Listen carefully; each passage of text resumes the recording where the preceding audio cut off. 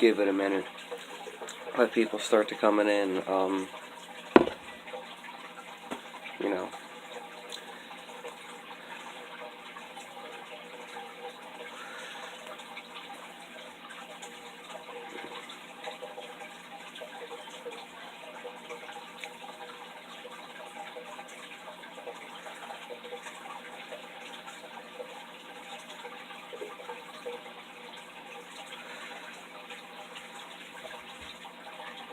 How y'all doing this evening? Just giving it a minute here, letting people start to come in before I get started with this. As part of the first installment in what's probably going to end up being a series of 8 or 9 videos, I think, to cover the Elder Futhark. And then after that, I want to branch into... I appreciate you coming in, though, buddy. Thank you all so much for that. Once I get through with the Elder Futhark, I'm going to branch off into the younger and then into the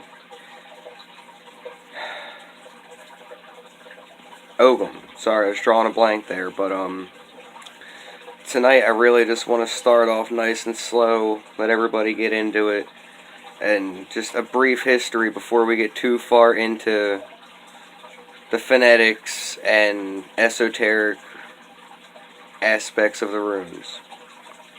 The Elder Futhark are not Viking runes. They, I don't want to say predate that era, but the younger Futhark is what would have actually been used in Norse Scandinavian culture. The Elder Futhark is one of the oldest runic alphabets out there, but it was Germanic tribes used mostly for northern dialects between the 2nd and 8th centuries. And it's kind of developed along a trail. You had your Phoenician alphabet, and then your Greek Kumai varieties, and then your Old Italic alphabets. And then Radic was somewhere along this timeline too. And then all that eventually developed into what we have now as the Elder Futhark. Now, that's just a brief history there. Just wanted to cover that, because a lot of times I hear people be like, I want to learn the Viking runes, but they're not actually the Viking runes. If you want to learn the Viking way, it's the younger Futhark. Elder Futhark, I feel, is more common because it's got more of a phonetic quality, similar, or content, I guess I should say. I'm sorry. It's what we have now with modern English. And English being a global language, it's kind of spread. Now, as far as phonetics go, with phonetics, it's not just this is this or this is this. You have to look at the word and how it sounds. It's not just the letter sounds. For example here, the word Mercedes. You have 3 E's all pronounced differently. And, you know, that second E in there sounds almost like an A. I would not use. I'm sorry I keep going in and out. It's probably a connection issue on my end. It's my Wi-Fi. It is a little sketchy. I am terribly sorry. This video will be, what's the word? Archived, I guess, onto the page for later use or reference for whoever. And I am terribly sorry for that. And you're most certainly welcome, Carmen. But, I wouldn't use that same rune to represent the E's. I would instead use Ansus for that second one, just as an example on phonetics there. You gotta look at the way each letter sounds in a given word, if you're going to be doing a transliteration. And we'll get more into that the further in-depth we go. And, you know, just like tonight, I'm going to cover Fehu, Urus, and Thurisaz, is what I'm going to go over as far as runes in themselves go. But I see this issue, and it's a very common thing, and nobody seems to understand it. And I just really wanted to touch on that briefly, but I'll get more in-depth as we progress here. Now, I guess let's start getting into some runes. Fehu. Now, Fehu. It's money and it is wealth, but what was wealth back in that day? It wasn't money, it wasn't really possessions, it was cattle, it was livestock. It was what they had a abundance of to give themselves sustenance. They didn't just go to the grocery store, hey, here's 20 bucks, I'm grabbing these things. It wasn't like that back then. Their wealth was their livestock. It was their cattle and their ox and all of those things. It wasn't just monetary amounts. Nowadays, in modern times, it's kind of transitioned into a point to where wealth is money. But that's not where it started out for this period in time. And to really understand the runes, we have to look at that period in time almost like we were there to truly be able to understand this and start to grasp what these runes are. Now, Fehu, it is money, it is wealth, but it's also luck and abundance, esoterically speaking. Now, what are those things? What is abundance? What is luck? What is wealth? What is money? Now, me personally, money does not mean very much to me at all. I'm not a very materialistic individual. I'm just not. My wealth comes in the form of people. Not that I have a lot of people in my life, because I truly do not, but the people I do have are where my luck comes into play, just to keep on going with this, just to help better explain it. But wealth takes many shapes, sizes, and forms, just as luck and abundance. Now, runes, they mean one thing when read this way. You flip them around and they have kind of an inverse meaning, but not necessarily a reciprocal in its entirety. Fehu, for example, while it is money and wealth and luck and abundance, it is also travel and relocation and a dance that is life in itself. It's, say you took the rune, or here, I got my notes right in front of me, I'll just flip the page and show you.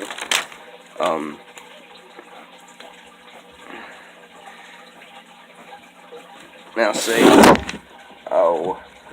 so I got my other phone set up here with a camera going as well, so I can put this onto YouTube later, but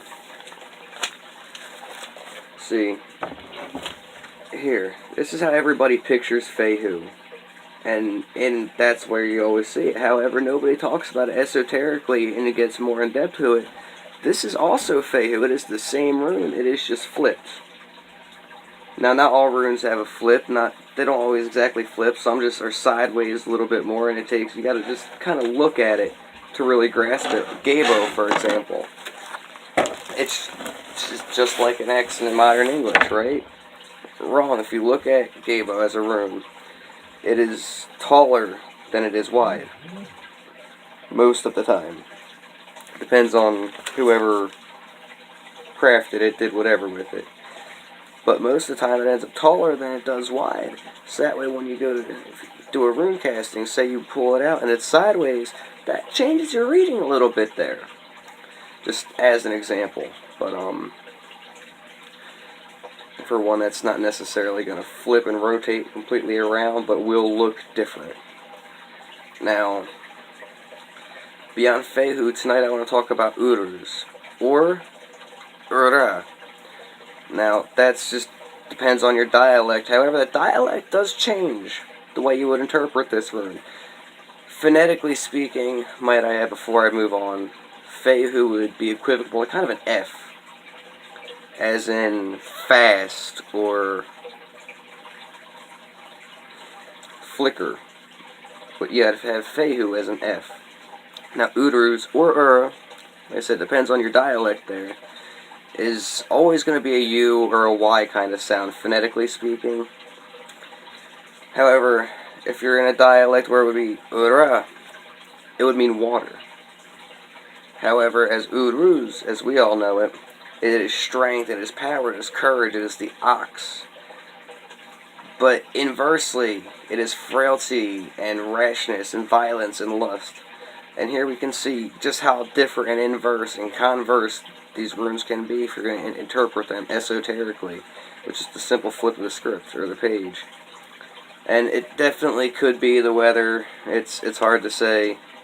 It has been rather terrible out lately, actually. But as far as this goes. Strength, power, and courage. They're all characteristics of the ox. This rune, it means more than just that, though. I mean, it is family, it is kin, it is hearth. It is all of these things, and it's a more complicated rune to truly grasp and understand because of all this. It's all that. But then you flip it over, and it's kind of the undoing of all that. It is the undoing of strength and of power. And that's why I find it really odd that it's often quite interpreted as frailty or rashness or violence or lust, because it is the opposite of its base there. And throughout all this, you'll find that the inverse reading esoterically is quite different, but not exactly opposite of how you would normally interpret a rune. And then just to keep this moving here, we're going to jump into Thursdays. It is resistance, it is the thorn, it is change, it is catharsis. Catharsis meaning, the process of releasing or providing relief for strong emotional or repressed emotions. Just to explain that, I get asked that pretty frequently, what that would mean. But then, if you take and you rotate Thursdays around, it is compulsion, it is evil, it is hate, it is rape. And that's a very odd change. And why is that how that would be interpreted inversely?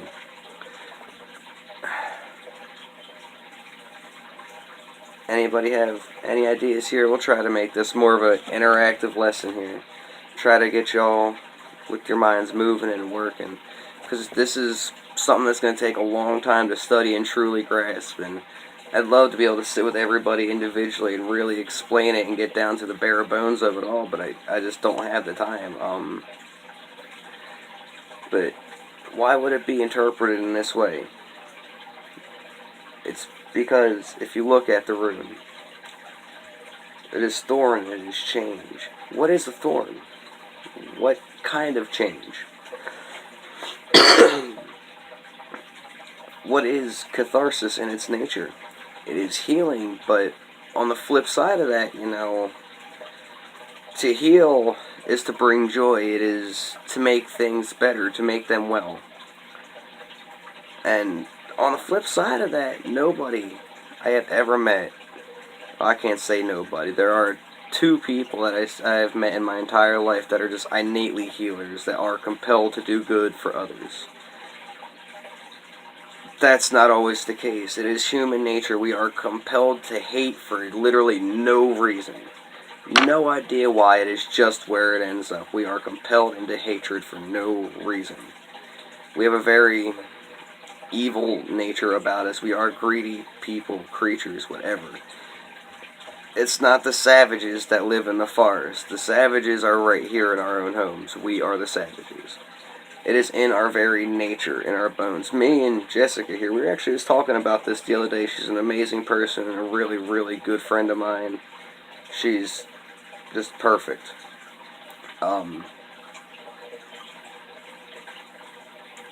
All this being said now, it is also a rune of resistance, just in its very shape. You've got the straight line with the wedge that meets it. It is a rune of resistance. That is how you would have built a shield wall, or even a dome wall, or a ship hull. Just, it is all of that. It's to really grasp and understand the runes, you have to think about what it was back then.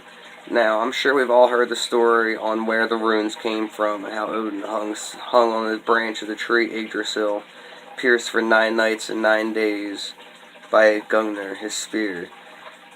And when the runes come unto him from beyond the Ginnunga Gap, he leapt down and grasped them.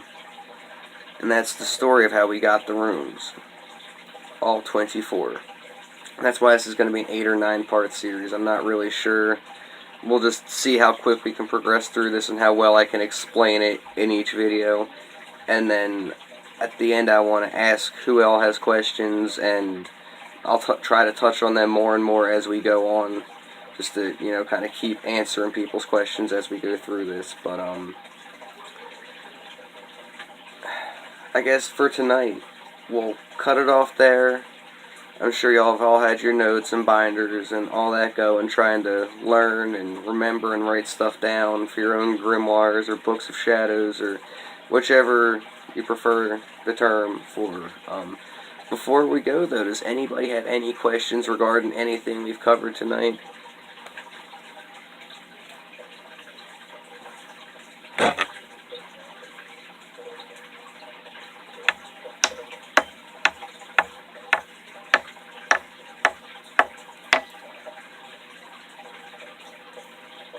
Alright, no questions so far, I guess. Now I'm going to write out a couple, just real quick phonetic examples on how these three Fehu, Uruz, and Thurisaz would be used. We've got Fehu, Ansuz, Sawulo, and Taiwaz.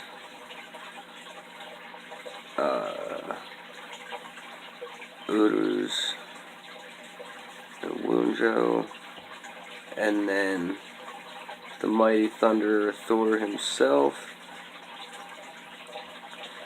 Just to help explain more on phonetics here, because I don't just want y'all to be able to esoterically interpret your runes. Knowing the runes is to know them inside and out. Now, for example here, let me do it this way. For those that aren't quite hip to what exactly it is that's going on here.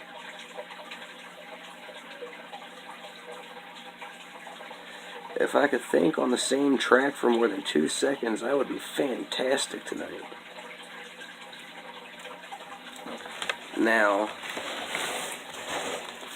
phonetics.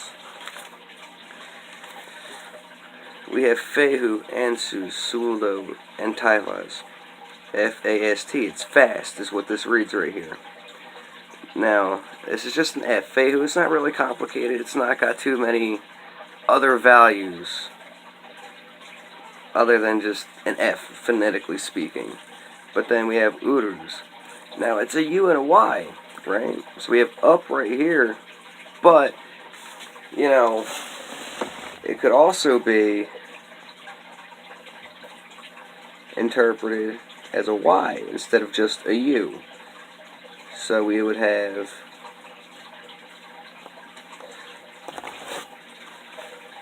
this here, just as an example, could be interpreted as yes. However, I would typically use algaes for a Y. Phonetically speaking, it's just a whole lot easier to interpret that way, and it sounds more English. So I could see somebody, perhaps with a different accent, just coming into English, trying to write this way, and it technically, I guess, does work, but it's wrong. I'll be honest, it is wrong.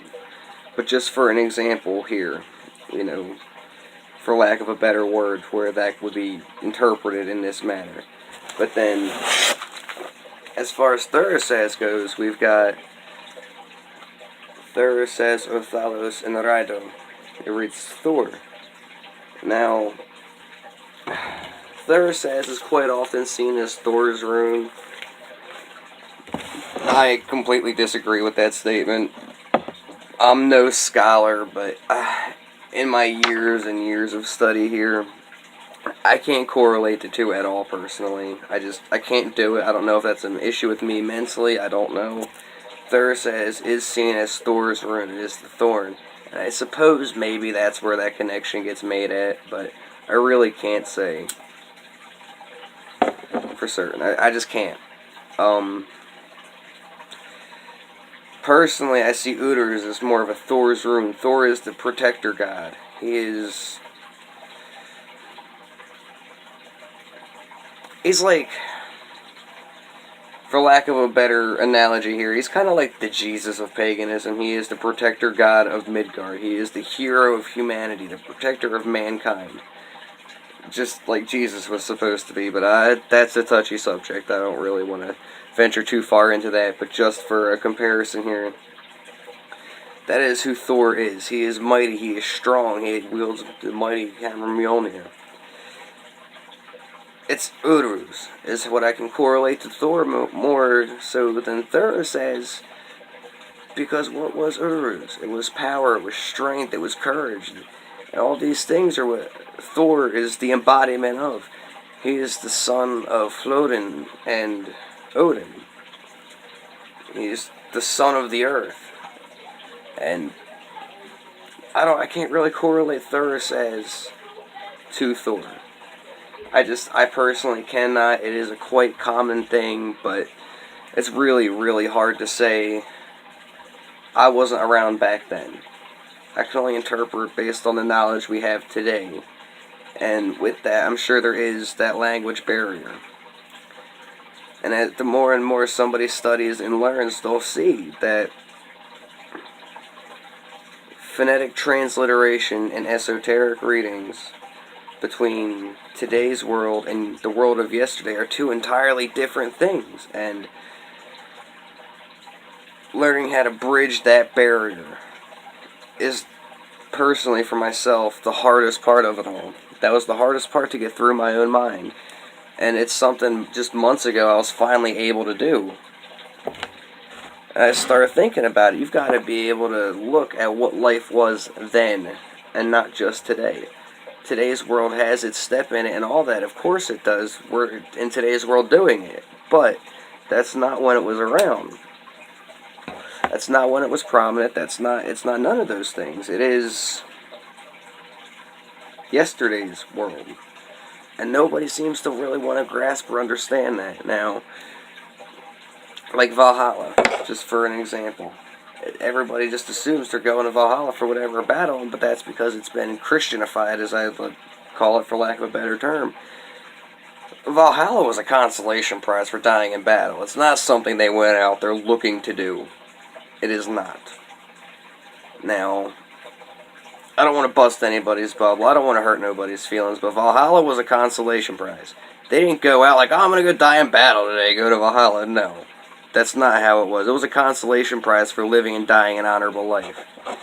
They died doing what they needed to do, and they were rewarded thusly for it. However, Freya chooses her half of the slain warriors first. Odin gets the other half. And they're called the Einherjar.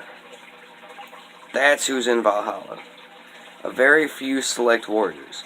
It is not, oh, he battled cancer, I guess he's gone to Valhalla. It is not that way. Not every battle will get you into Valhalla. The lore is pretty specific about this, and we need to stop that myth that a battle is a battle regardless of the front, because no, it is not. It does not work that way, I am sorry. That's not how it is. And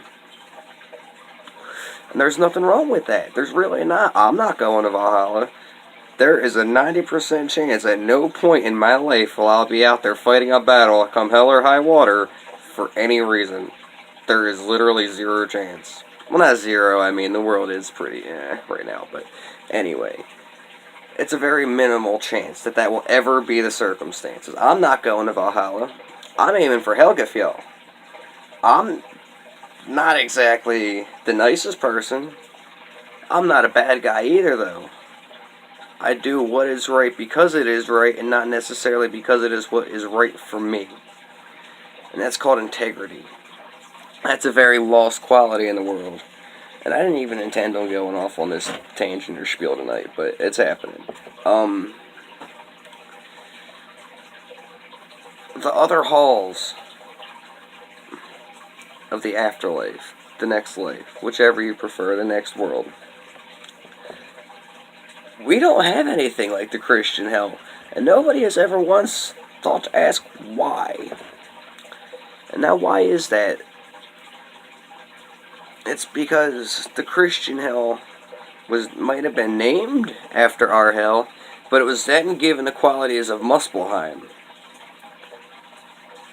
And it was another thing the church could use to demonize us pagans, and then also keep their followers in fear of eternal damnation. I was not born into original sin.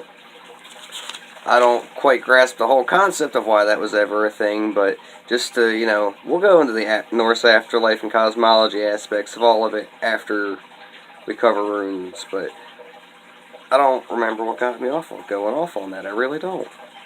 But anyway, with tonight's runes, we had Fehu, Urus, and Thurisaz. Now, we've covered them all phonetically, we've covered them all esoterically. We've done a brief history of the runes and their origins. Now, does anybody have any questions out of the whoever's still in here? And keep in mind, like I said, I will archive this and it will go straight to Facebook. It will be available probably 25 minutes-ish after I close this out, just uploading times, whatever, for whoever wants to go back in and reflect or review and take notes or study or just listen for whatever purpose. It'll be there later on. And I guess if nobody has any questions, video's been almost 30 minutes long now. Let's take these next 4 and we can do some rune castings. If anybody would like me to cast for them, just let me know. Just in that comment box down there. I'll grab one of these sets of runes I got ready for shipping and delivering to wherever, and we can do some casting.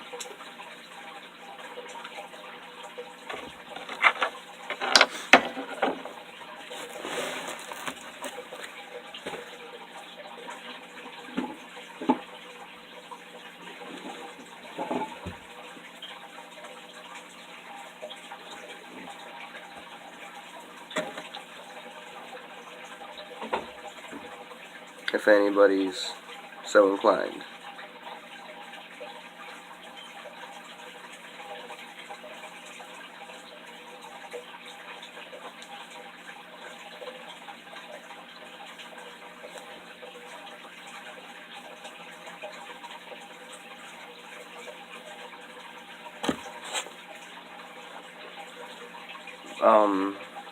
Now our next video, I'll try to keep it regular intervals of every night of the week, or well, the same night every week, around the same time. So next week, Tuesday, 8 p.m., I'll go start a whole nother series, and at the end of that, we'll go into why it is known as the Futhark. It's a really simple explanation, but I'll wait until we've got Rido, or Ansu's Rido and Kenaz explained esoterically and phonetically, so I can actually explain this to everybody. And, alright, I'm going to need you to clear your mind for a moment, and just, focus on the runes for me, and just let me know when you're ready.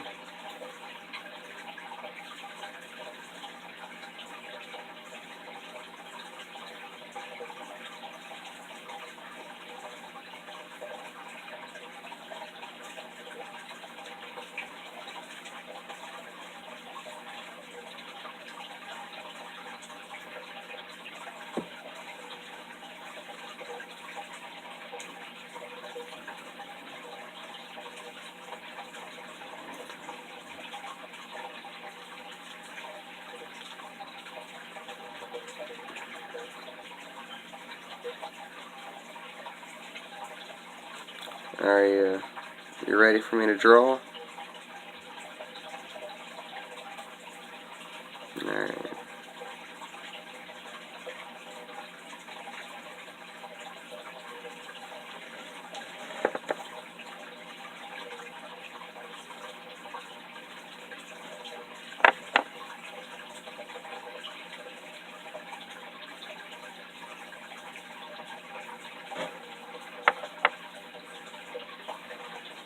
Alright, now, what we've got here, I'll show you, give me just a moment.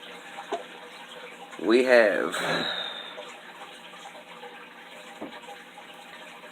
Algiz, Issa, and I believe this is the blank. This is the blank for this set. Now, the blank rune is almost a controversial thing. If you look at any runestone, there is not a blank rune on it. Esoterically speaking, however, the blank rune is word. It is our hand in fate there, just so to speak. It is our decision. It is our part in the great scheme here. Now, algaes. It is the shield rune. It is protection. It is defense. It is the elk. We have Issa. It is ice. And we have the rune of word. Now, what this says to me is algaes isn't exactly upside down, so it's not really changed the meaning there too much. It's what I call a sitting on the fence type rune. Now, with that, protection from the cold, and your hand in all of it. This is really odd casting. I've never had one read quite like this here. It's odd to interpret this. Mostly, what's got me stumped here is this algaes. It's not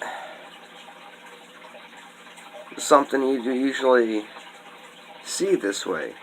Now, if you flip it, it is not protection. It is not the shield. This is one of those, like I was talking about earlier in this video, where it's kind of just flipped. It is the opposite in this case.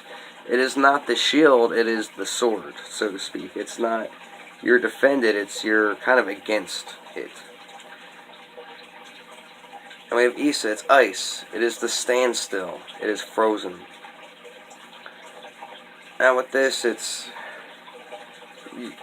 says to me you're kind of pushed against the wall and stuck in place. And rune of word, it's what do you do about it?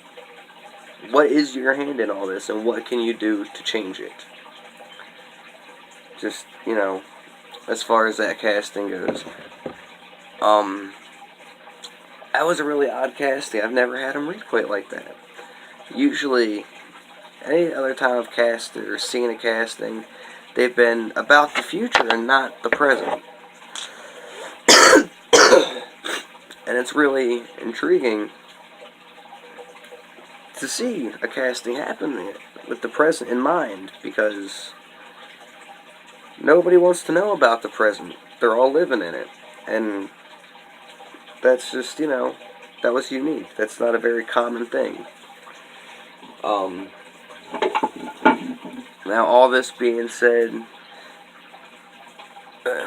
this will be there again. Like I said, it'll be on timeline there later on. Feel free to tag, share, whatever. Thank everybody so much for stopping in. Oh, okay. Give me just a second there, Monica. Like I said, I'm going to try to do this every week, 8 o'clock on a Tuesday. We'll see. Work and time allowing, It's just that time of year. I'm rather busy with the crafting and the making of objects. Alright, Monica, can I get you to kind of clear your mind and focus on the runes for a minute?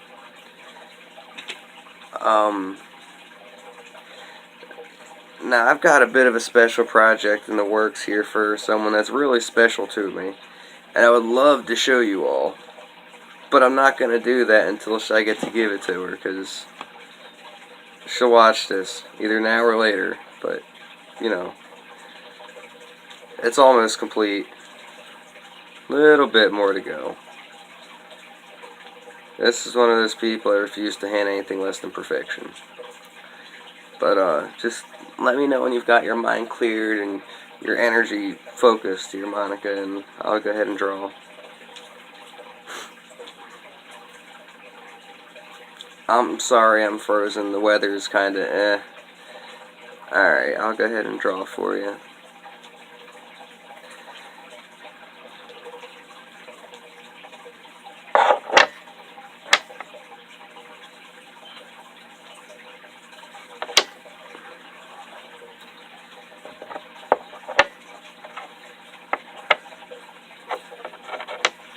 Alright, we have,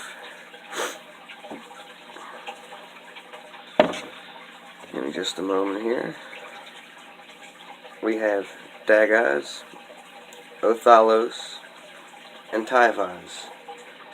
Now, Othalos eventually, when I get into that one, I'm going to go more in depth into it.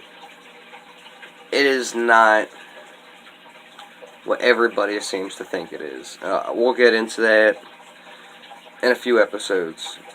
Just bear with me. Now, daggers.